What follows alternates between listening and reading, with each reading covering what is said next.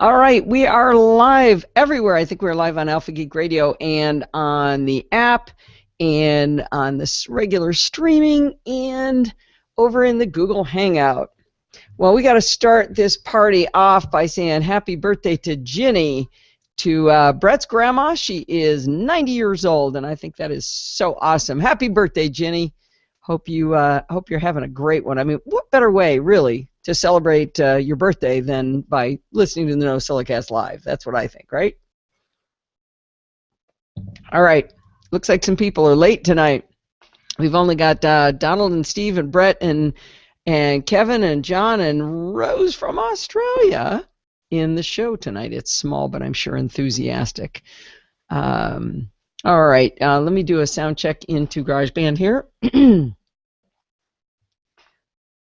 Invalid input setting. Well, that's nice. Let's check our preferences. It did some goofing around. Audio output should be sure digital. Actually, let's go system setting.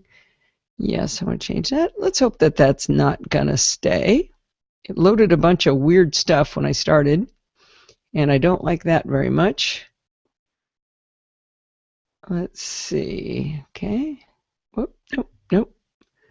Let's see what's going on here. Hi, this is Allison Sheridan of the NosillaCast podcast hosted at podfeet.com. What's going on here? Hi, this is Allison Sheridan of the NosillaCast podcast hosted at podfeet.com. You getting an old show on the website? Well, that's weird. Refresh the screen, John. Because I did replace it. Let me check. Maybe I didn't hit save. I definitely edited the page. Maybe I didn't update. All right. Try it now. Okay. I replaced the wait, we gotta get in this. And it's starting now. Let others know you've arrived. What is that? Is my Nexus 7 having a conversation over there? Let's see. How do you find it on? That's a good point. Good question. I think it's here. Should be here, John. But it should be. Refresh again. One more time. Because I did edit the link. Let me just double check it here. It should be this one. And let's see. KM. What does this one say? It should end in.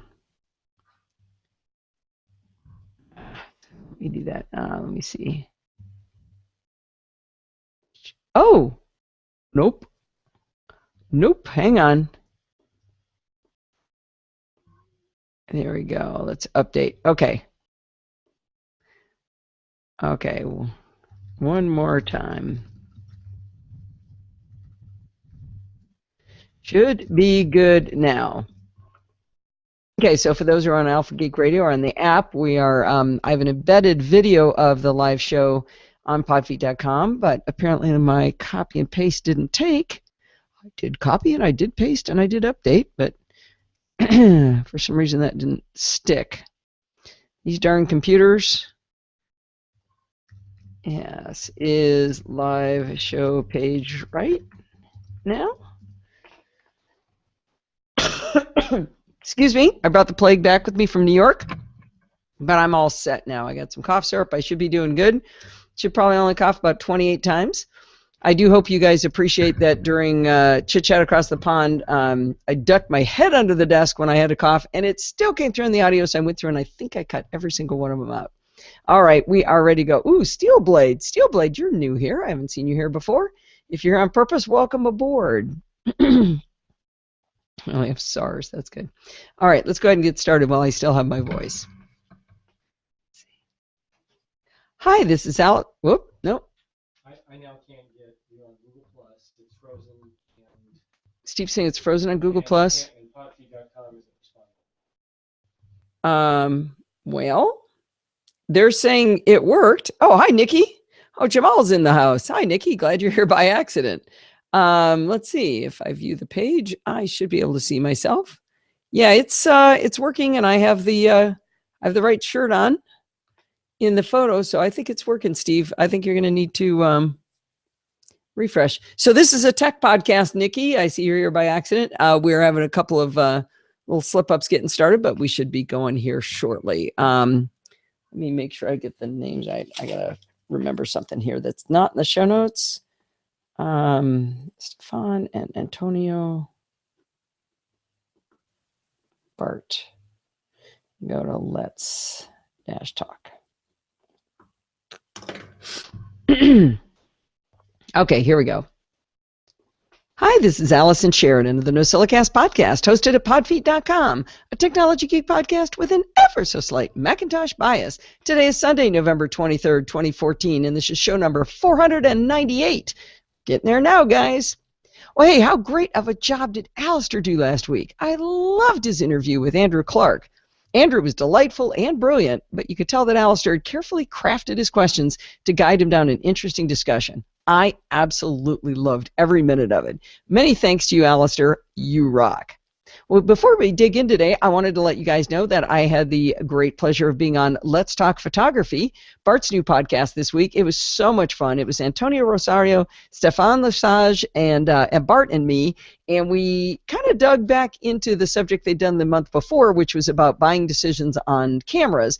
I had written a bunch of suggestions for improvement, shall we call them, and Bart punished me by making me come on the show and voice my my concerns, and that's what I love about Bart, because you can just tell him, hey, you didn't do this right. He'll say, okay, let's do it better. So anyway, it was a great time. Really had fun on it. It's lets-talk.ie, and if you forget that, you can go to Bart's regular website and find it from there. I've talked quite a few times about how much I love the internet and how many new friends Steve and I have made and new experiences we've had as a result of the internet itself. Because of the internet and podcasting, we met Don McAllister and became good friends. Eventually, he gave my name to Captain Neil, who ran the Mac Geek cruises, and I got that gig on the trip to Australia. Well, on the Mac Geek cruise, we met Devin and Marianne, who live in New Zealand, and ended up going there this year for the wedding. Now, you'll remember Marianne. She's the professor who messes with your memories, who was on the show a while back. Well, Devin and Marianne are working in New York City for 5 months. We figured it'd be easier to visit them in New York than flying again to New Zealand, so last week Steve and I hopped on a plane to New York City, and that's why Alistair got to do the show. Now, I have to say, I never, ever, ever wanted to go to New York City. Everyone said, oh, it's extraordinary, it's this amazing place, you're going to love it. But my vision of what it was like was firmly cemented by real facts mixed with television and movie fiction. A long time ago, New York City was a terrifying place, especially down in Times Square and that kind of area. It was a terrifying place with drug dealers and pimps and murders and other violence in Central Park, and the subway was a horrifying nightmare.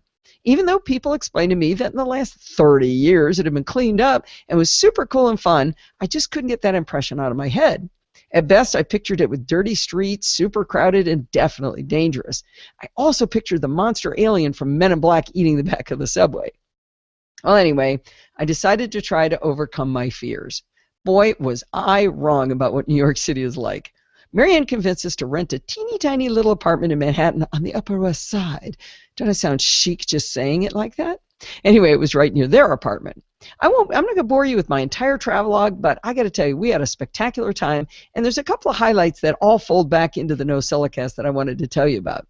One highlight was meeting up with Michelle Lopez and her husband Frank. You may know her as Country Signs on Twitter and in the live chat room. They took the subway and a bus for over an hour just to have dinner with us at Lenny's Deli.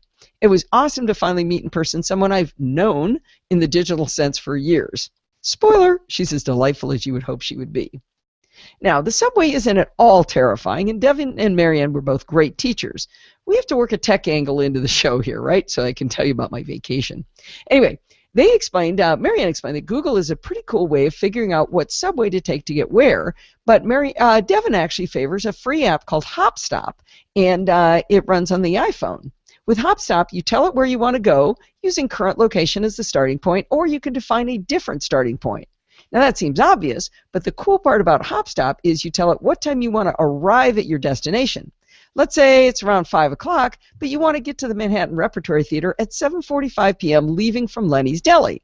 You give it that info, and it tells you precisely what time to leave Lenny's on foot, what station to find, which train or trains to take in which direction, and it gives you walking directions once you get off the train to get to the theater on time. Now, I liked HopStop, but there's a couple of needed improvements in my opinion. The main thing is that quite often, perhaps half the time you're on the subway, you have no cellular connection at all. If you don't touch HopStop, it'll keep that info on screen, but if you touch it in any way, you're going to lose all of the information. To be fully functional, I really think they need to have a download for offline usage feature. Several times while I was in good cellular areas, it also insisted I can't find your current location. Now, Steve had installed it on his iPhone, and both of us are on AT&T, and he never had that problem. I was kind of happy, though, because I was secretly hoping not to be the one responsible for whether we got hopelessly lost on the subway. I put a link in the show notes to the free HopStop app for the iPhone. Sorry, no version of HopStop for Android or Windows Phone, but you can also use their web interface over at hopstop.com. It might be even better to use HopStop via the web because after you ask for directions, a box pops up suggesting that before you go, you could email or print the directions. If I had used that feature, I could have downloaded it to my phone for offline viewing. By the way, hopstop.com has the service for over 100 cities in the U.S., plus a smattering of cities in Canada, the UK, France, Australia, New Zealand, Russia, Germany, Norway, the Netherlands, and Israel. Oh, I made it through that much without coughing. Anyone else having iOS problems calling all of their family members? No.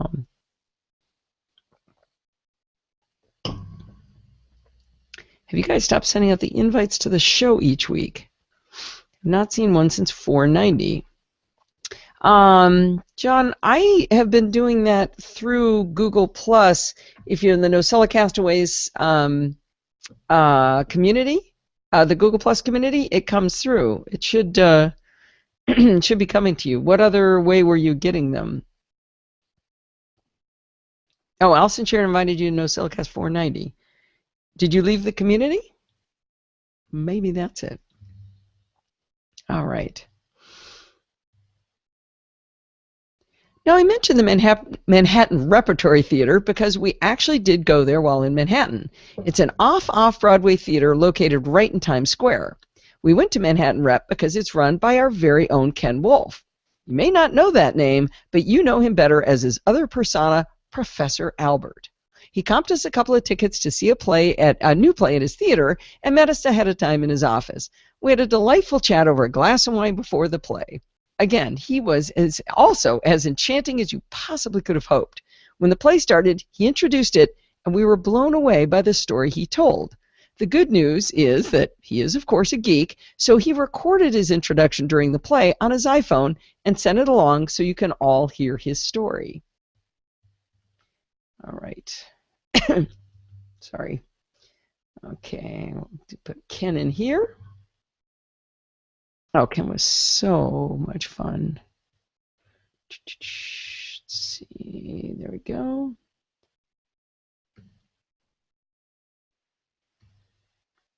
Yeah, Ken was really, really cool. We had so much fun with him.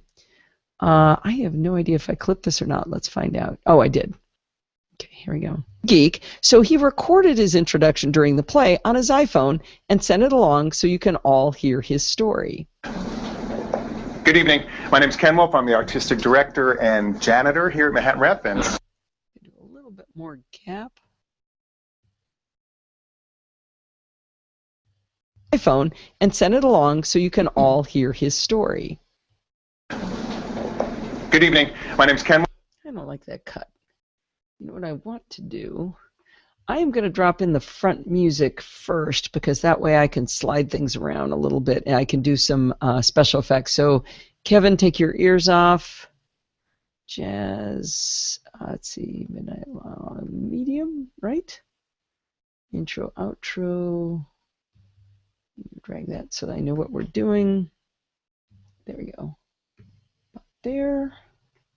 Select all, deselect that, slide this. Right about there. Let's see where that goes. Get there now, guys. Whoop. Oh, no.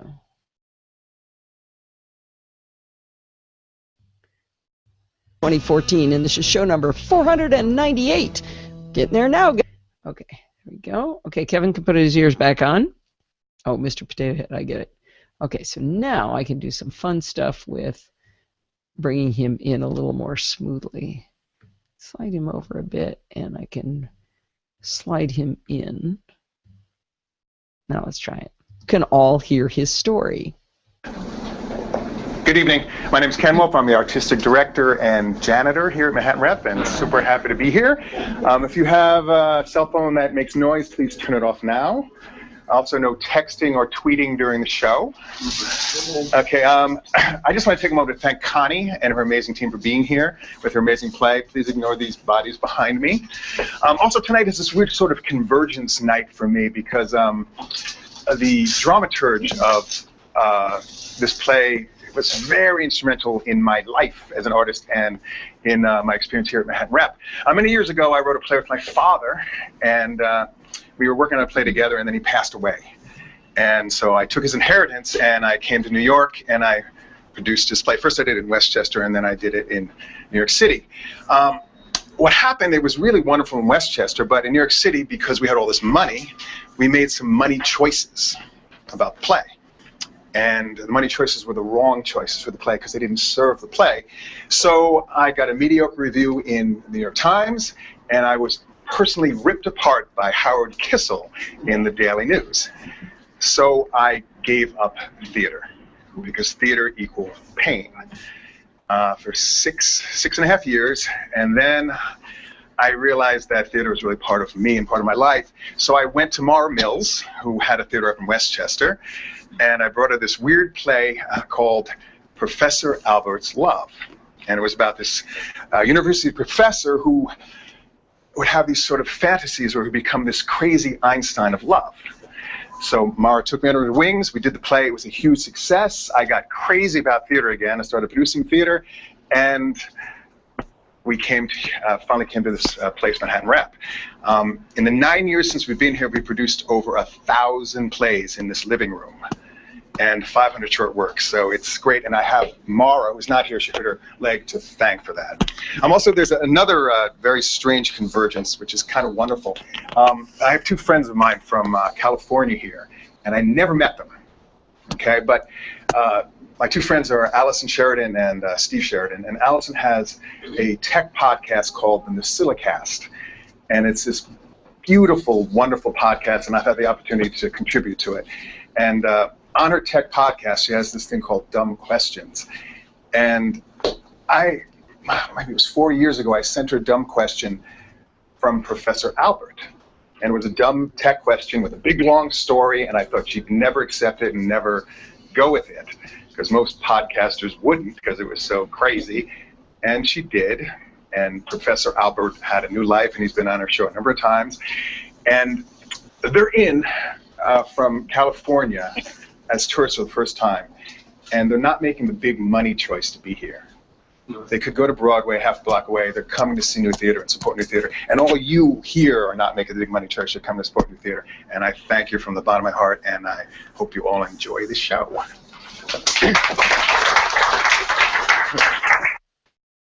Isn't that cool? I thought that was really, really cool. Let's see. Try bring this in. It's hard, Steve, because we're hearing it ahead of them. I thought it was pretty neat. Okay. Yeah, he so is. All right, here we go. I hope you all enjoy the show. Wasn't that fascinating to hear where Professor Albert came from?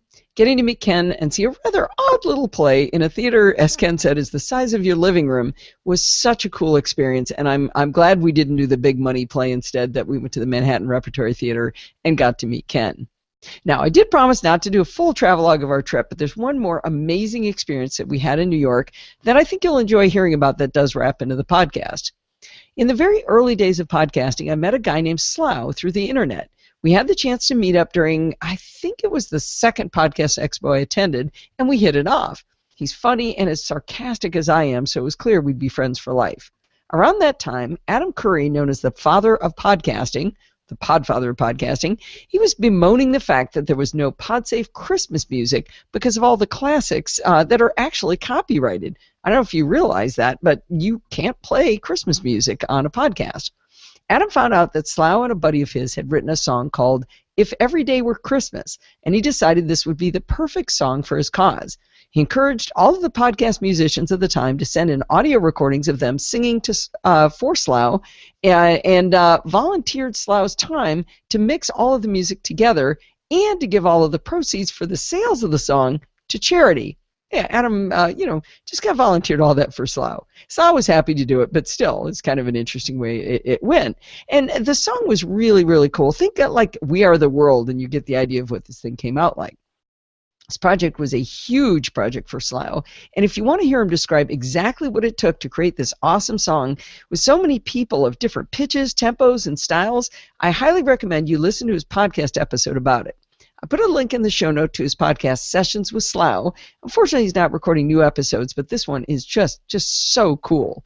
By the way, Adam renamed the song from its original title of If Every Day Were Christmas to PodSafe for Peace. Sorry. Oh yeah, he would love to. He'd love to meet another NosillaCast away, Kevin, for sure. All right. By now, you're wondering why I'm blathering about this story, in a story about New York. As it turns out, Slough owns his own recording studio, and it's in Queens, New York. I've always wanted to go see this studio, and I knew Steve would enjoy it even more than me. You know, I'm not a crazy music person, but Steve is, and even more, he loves seeing how things are made. So seeing how Slough actually creates music would be just like the biggest treat for Steve. However, this meant traveling to Queens, meant taking the Q train. Now, we only knew how to travel on the trains that had numbers on them. It also meant switching trains. Even worse, it meant taking different trains on the way back. Now, Marianne and Devin successfully tricked us by saying they'd go with us, and then they feigned exhaustion when it was actually time to go. They actually were exhausted. We took a 3-hour nap before we went, so it was okay. All right, of course, we ended up doing fine on the subway, and it was probably the coolest thing we did on the trip was going to see Slough. Slough and his friend co-wrote If Every Day Were Christmas, as I mentioned before, and they're actually remixing it to release as a version of their very own. I'm going to attempt to describe what Slough showed us, but forgive me if I use some incorrect terms here and there. Oh, shoot, Steve. I am not using your recorded version, or your text version. Hang on. I really want to make sure I had Steve correct this because I was afraid I might make some mistakes. So, wow, I've got to pull up an email here. I'm glad I realized this. Edit, there it is. Oh, I hope. Okay, good. I caught myself. Where did I just stop? Okay, I think I'm going to re-record from there. All right. I am going to edit from, of course we did fine, because I stopped there.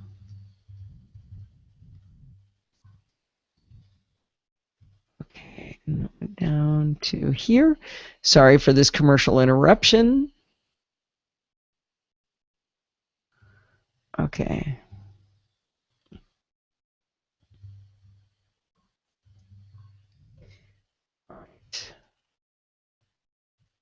Well, I'm glad I caught that after making you do all that work. I'm afraid I didn't catch any earlier typos you told me about, but all right. Of course, we ended. Okay, there we go.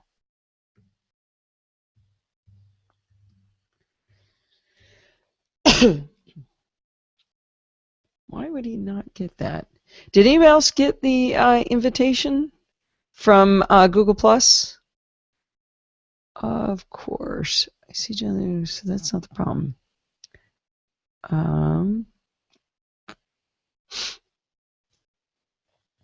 Okay, wingman for the grammar win. That's okay. I got to edit his text earlier too. Of course, we did fine on the subway, and I have to say, it was probably the coolest thing we did on the trip. Not taking the subway, that was pretty cool, but going to see Slough's studio. Slough and his friend co-wrote If Every Day Were Christmas, as I mentioned before, and they're actually remixing it for a version of their very own. I'm going to attempt to describe what Slough showed us, but forgive me if I use some incorrect terms here and there. The remix version will have Slough singing, playing guitar and piano, along with a drummer and 4 stringed instruments, violin 1 and 2, viola, and cello. He recorded his voice, the drummer, and the piano independently. Then he mixed those 3 together so the stringed instrument players could hear his music, or this music, while they played their own. Slough showed us how he positioned each artist inside the live recording booth, and how he had individual mixers of each person had individual mixers of their own to bring up down the other instruments so that they could hear just what they needed or wanted to hear. And he showed us how he positioned the mics on these giant boom arms. It was really cool. He's running around setting all this stuff up, moving walls and setting up mixers. It was really, really neat.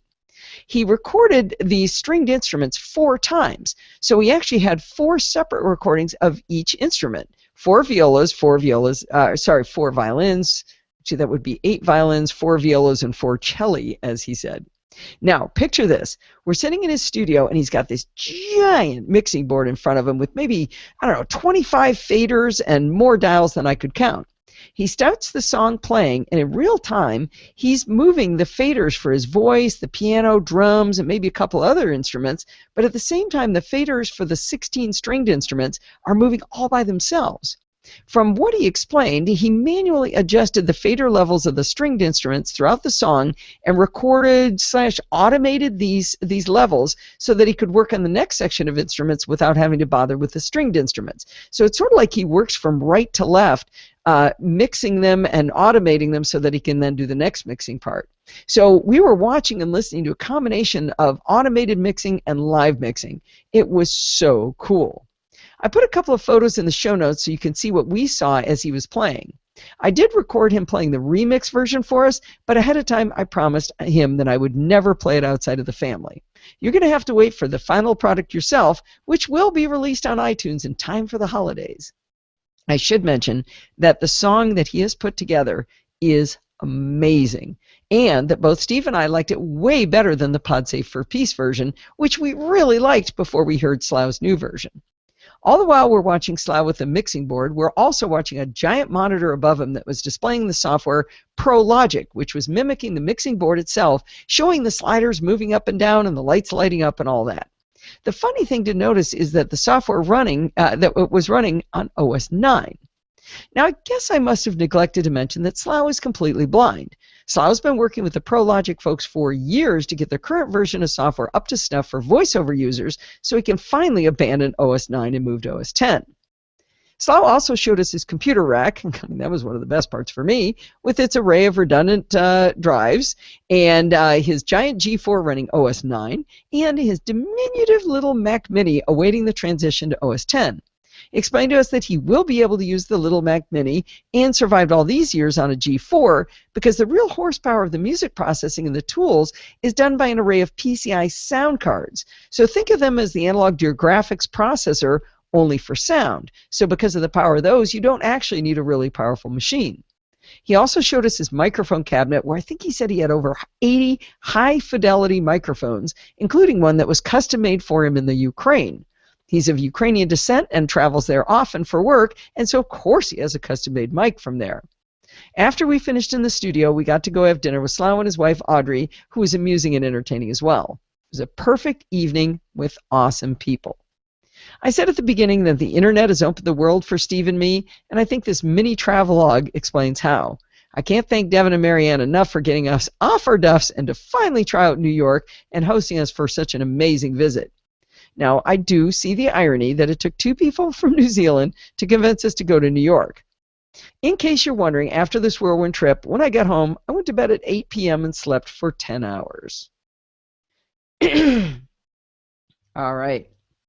All right, who's going? Who's going? Wait. Oh, Kevin, don't go. No, Kevin, don't go. Don't go. Your wingman is about to speak. Oh, no, tell him. His wingman is about to speak. Wow, he missed it. I can't believe he's going to be so mad. All right. Next up, we have a listener review from Kevin's Wingman. All right. We're going to put Steve on this track. Wait. Is that... Hang on. Yeah, this one will be Steve. Oh, somebody better tell him. He is going to be so mad. Hang on, I'm going to tweet him. Big in Virginia.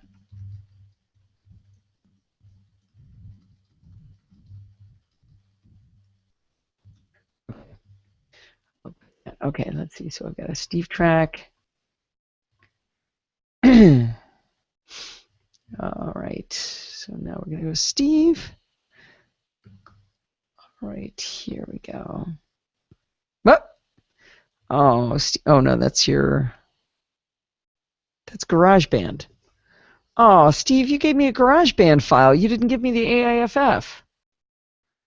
I don't suppose you have the AIFF handy, do you, Steve?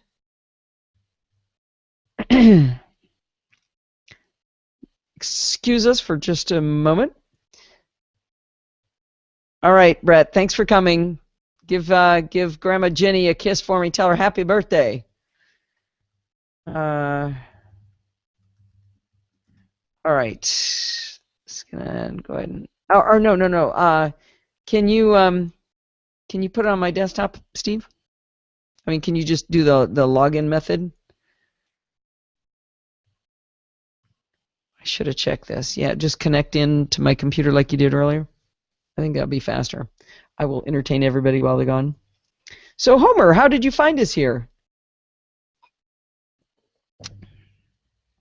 It's about the quietest chat room we've ever had.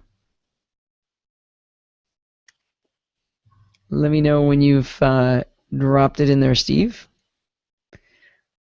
It's on my desktop. Okay. Thank you. Good. That was fast. That was better than... Okay, that'll explain Tower View. Tower View, there we go. And I hope it's 16-bit.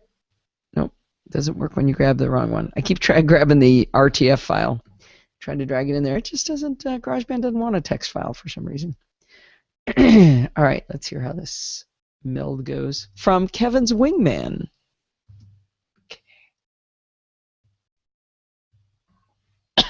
From Kevin's Wingman. Hi, Allison. This is husband Steve back with a Oh, audio levels sound a bit low. I'm going to pop you up some. Oh. Whoa, why was... Oh. Did Ken's level sound good? Oh, nice, Homer. Very cool. From Kevin's Wingman. Hi, Allison. This is husband Steve back with a product review. The gadget I'm reviewing today is the Tile and its associated iOS application, appropriately called the Tile app, all one word. Let's start with the problem to be solved. Nearly everyone I know has either lost or misplaced a personal item at some point in their lives. For some of us, raise his hand sheepishly, this problem occurs frequently. This is a common problem that is really begging for a solution. Tile started as a Kickstarter project back in 2013 to specifically address this problem. I contributed to the Kickstarter project 2 months ago, back in late September, and I just received my package of 4 Tile devices. The Kickstarter project was quite successful, and the Tile is now available to purchase at their website, thetileapp.com, at a cost of $25 for 1 tile, $70 for 4, or $80 for 8 tiles. Let's move to a description of the device itself.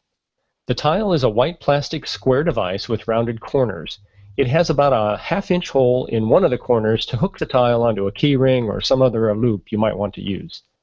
It measures 37 by 37 millimeters square and 5.3 millimeters thick. That's just under 1.5 by 1.5 inches square and just over 0.2 of an inch thick.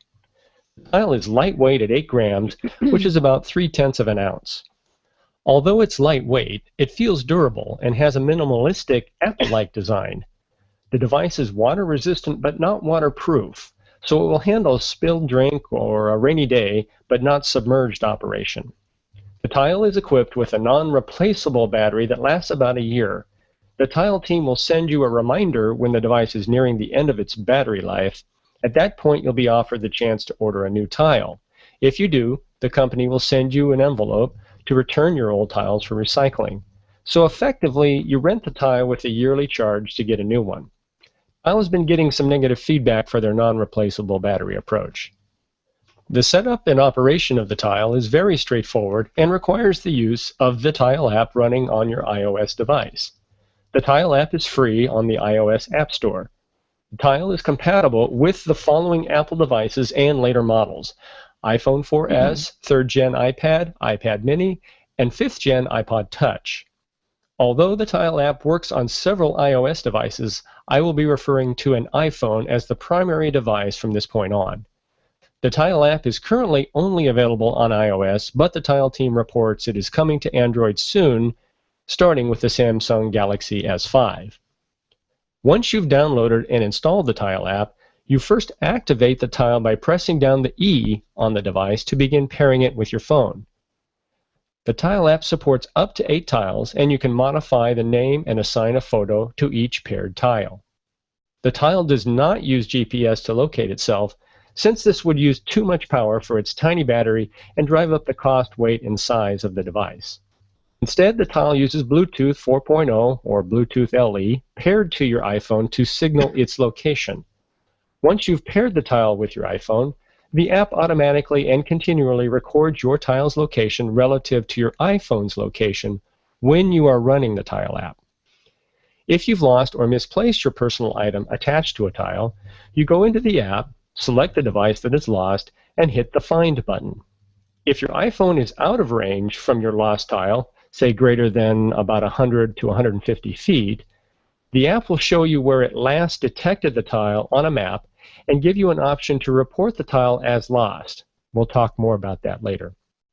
This is probably the logical location to start looking for your lost item and begin fanning out from there if you think it's still fairly close. If your iPhone is within range of your lost tile, the app will do two things. First, your iPhone will lock onto the Bluetooth signal emitted by the tile and show you it has done so. Secondly, the app will cause your tile to start emitting a catchy little tune to help you locate the device. If you're too far away to hear the tune, the app helps guide you to your lost item by estimating the distance to the tile.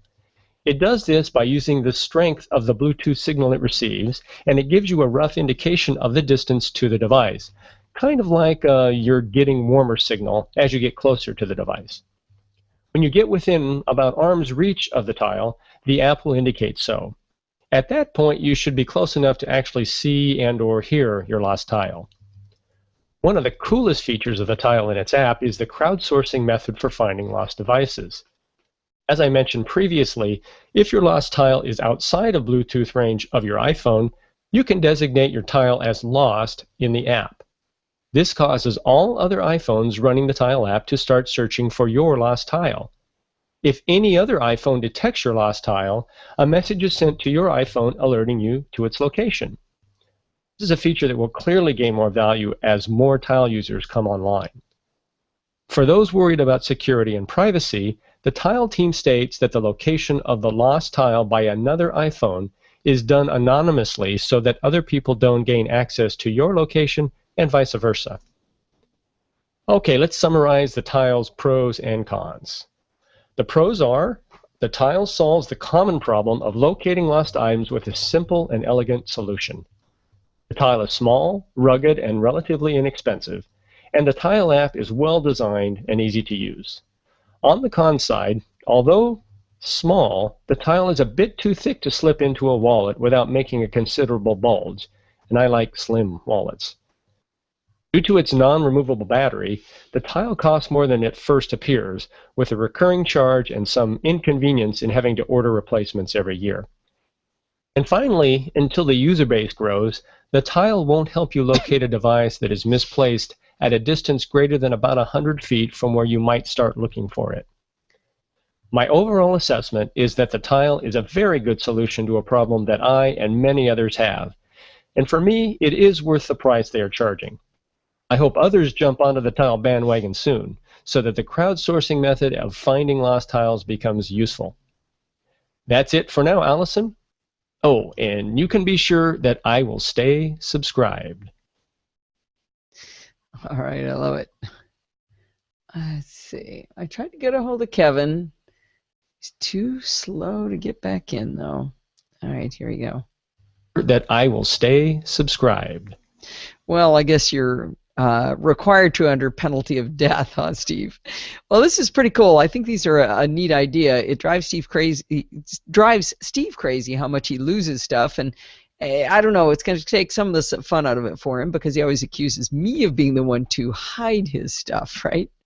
But I do wish they were a little bit thinner. It would be very cool if he could put them in his wallet. That would be awesome.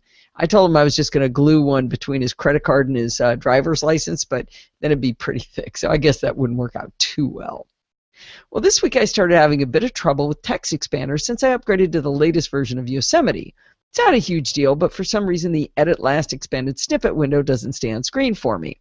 I created a short video demonstrating what was going on, and as always, I got a very quick response from the folks over at Smile. Jonathan and I have not found the root cause yet. It doesn't appear to be a widespread problem. He suggested that there might be a problem with the Text Expander Helper app and how it's interacting with a privacy accessibility pane. Imagine my delight when he sent me a link to instructions on how to add the Text Expander Helper to the accessibility pane, and the instructions were over at clarify-it.com. I thought I could make it through, but I didn't make it. All right, let's cut that. Let's see. Of course, I was delighted because this gave me fodder for an ad for Clarify, but it also meant that I'd have easy-to-follow instructions with screenshots, sequence steps, and arrows on the graphic to help me follow along. I knew I'd have no problem following their instructions. If you answer people's tech questions all day long and get tired of answering the same questions over and over, you owe it to yourself to buy a copy of Clarify from clarify-it.com and make yourself and your customers happy.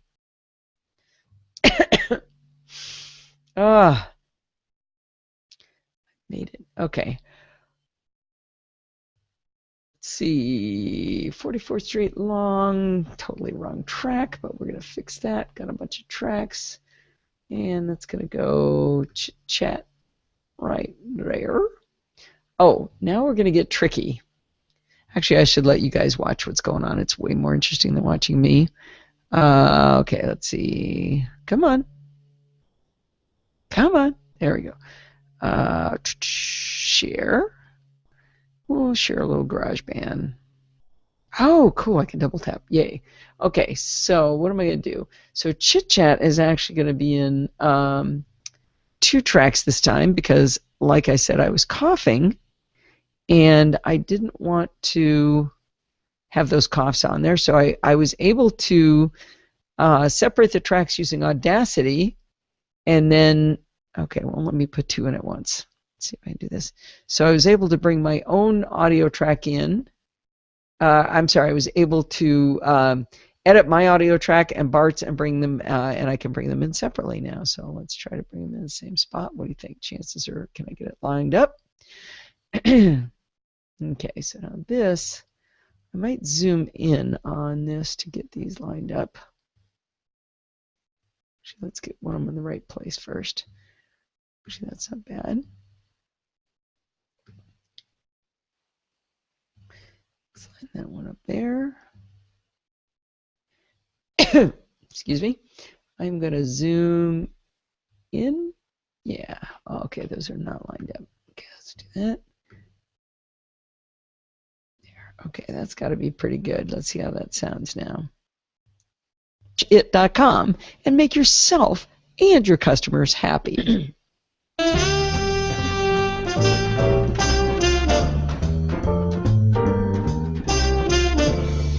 Well, it's that time of the week again. It's time for Chit Chat Across the Pond, and we have Bart Bouchatz again this week. How you doing, Bart?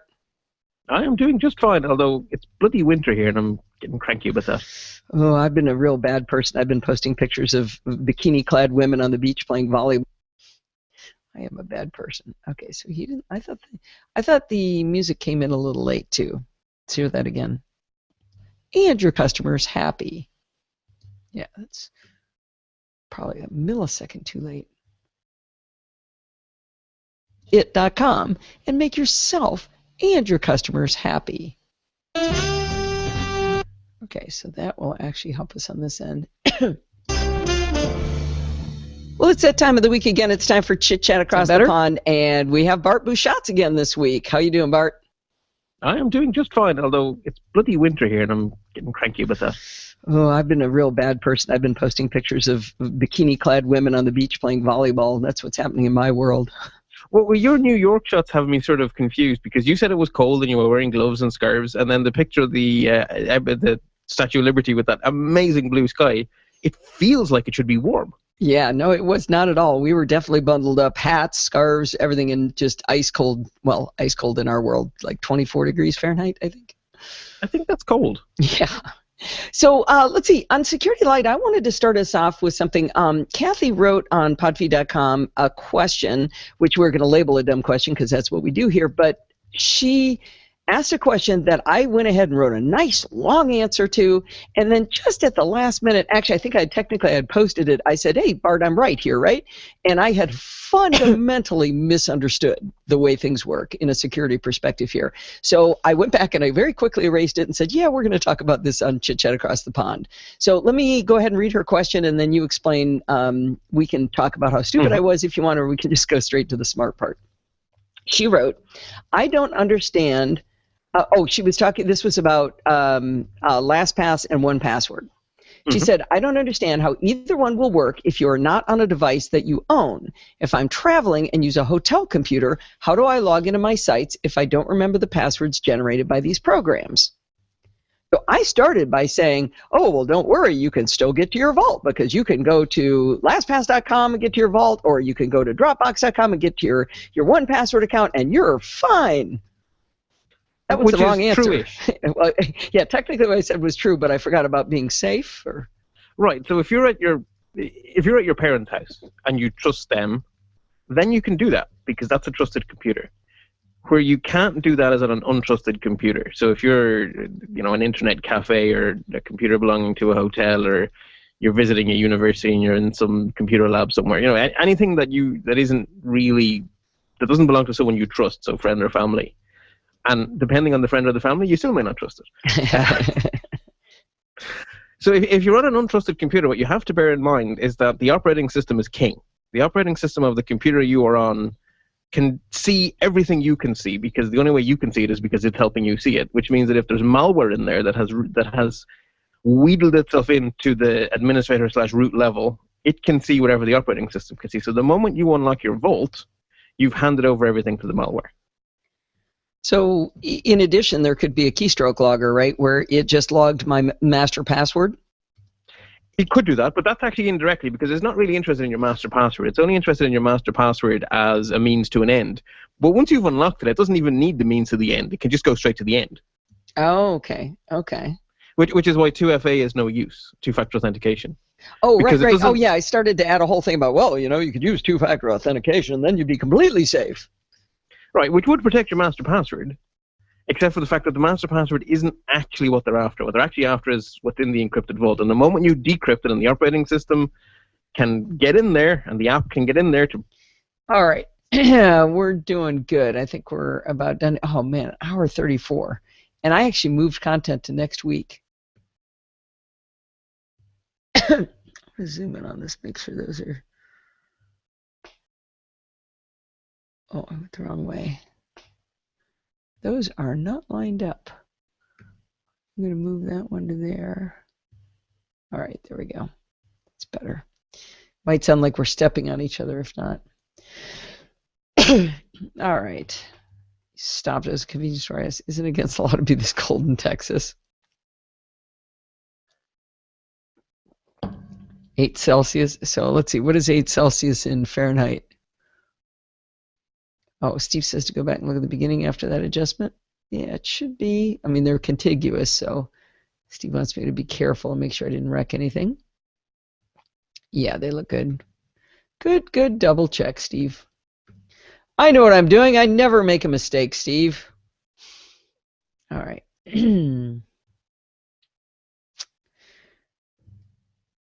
Robert is 58F. Wow. All right. All right. Right. Until then, happy computing. Well, I hope you guys had as much fun with that as I did. As always, I enjoy Bart's instructions. So that is going to wind us up for this week, and I want to thank again the people who help pay the bills, the makers of Clarify over at clarify-it.com. Don't forget to send in your dumb questions, comments, and suggestions. Email me at allison@podfeet.com, and you can follow me on Twitter at podfeet. I really hope you go check out the NosillaCast Google Plus community. If you join the community, you get notifications of things like the live show coming on.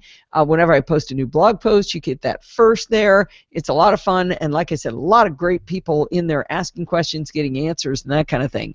And I really want to encourage you to come over to the fun of the live show, which is at 5 p.m. on Sunday nights at 5 p.m. Pacific time on Sunday nights at podfeet.com/live, and you can be like Homer and Steelblade, who came in for the first time tonight, and join the friendly and enthusiastic NosillaCastaways. Thanks for listening, and stay subscribed. Oh, you don't have my beautiful face back. Stop. There we go. Oh, gosh, thank you, Rose. You're such a sweetheart, Rose. Mwah. I haven't kissed Rose goodbye in a long time. All right, where are we? Back to GarageBand. Hey, has anybody told me to save? It might be the first time I've saved in a long time. All right, Kevin's not here, but we're going to put our music back on. For Steelblade and Homer, the reason I always tell Kevin to take his ears off is if when I am adding the audio tracks from the loops, for some reason, they're at ridiculously high volumes if I accidentally bump them, so I always have to be careful. Here we go. Anyways, thanks for listening, and stay subscribed. Mike in Agoura. Oh, so you're not too far away. We're in Los Angeles as well, which is like saying we're in Texas practically. All right, I think we are ready to call it because we are going to export song to disk, and we are going to export now. And it is ready to book the show. Thank you so much for coming. It was so nice to meet you, Homer and Steelblade, who is Mike. Homer and Mike. I'm terrible at names, but I try to. Actually, the real challenge here is I have to remember everybody's real name and Twitter handle. And sometimes people use a different Twitter handle and what they do in the live chat, so it gets really confusing. But I am going to rest my weary voice now, and I will see you guys next week. All right, let's go out in reverse order. I am going to shut down Alpha Geek Radio. Goodbye to everybody on Alpha Geek Radio who joined us this week. Goodbye. And then I'm going to say goodbye to the listeners on the app. Goodbye. And finally, I'm going to stop our broadcast on Google+. Goodbye, everybody. We'll see you next week. Bye, Rose. Mwah.